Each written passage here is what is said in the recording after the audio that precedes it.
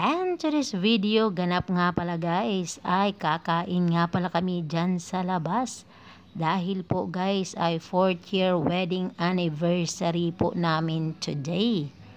Kaya naman we decided na mag-date kami at kumain sa labas. So ang napili nga namin ay ang Greenwich naman dahil para matikman naman namin ang menu nila. At ang aming ang na-order dyan ay chicken pa rin guys, fried chicken. And mayroon tayong malamig na Coca-Cola. At yan, sinimula nga namin magmukbang dahil nga guys, ay gutom talaga kami dahil hindi kami guys nagtanghalian dahil hinintay talaga namin na sa labas na lang kami kumain. Early dinner na ito, kasama na ang dinner namin guys, para nga masulit talaga namin ang aming kakainin. So ayan, tinikman namin yung chicken nila at okay naman ang chicken nila. Medyo mataas lang talaga yung medyo ang lasa nito kumpara doon sa isa.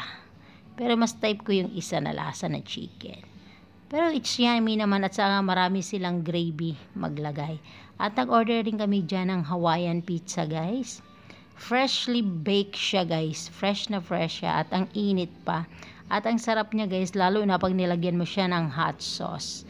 Yummy talaga.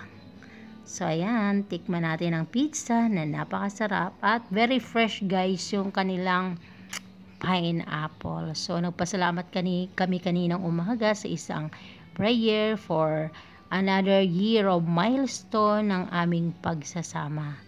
At syempre, marami pang years na pagsasama kahit syempre minsan hindi nagkakaintindihan because of the difference character, mga ugali, ay syempre kailangan pa rin na mag-unawaan dahil syempre yun ang susi sa matagal na pagsasama.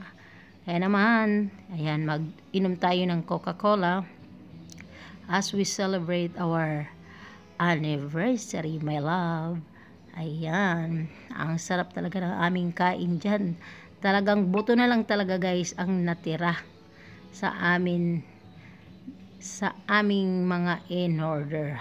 Naubos talaga namin. So yan, sweet, 'di ba?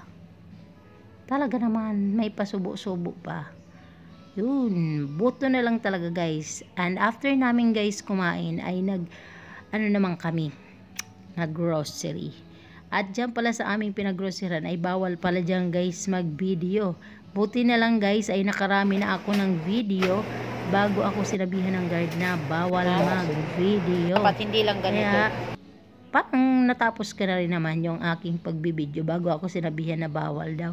Sabi ko, bakit po? Ano po ang reason bakit po bawal mag-video? Sabi, bawal daw na mabidyohan yung kanilang mga presyo. Sabi ko, ay ganon, sana all. At nung nakuha na namin ang aming mga kailangan, nakapagbayad na rin kami, ay umuwi na kami. So, ganito po kami nag-celebrate ng aming anniversary. Maraming salamat sa inyo pong panonood.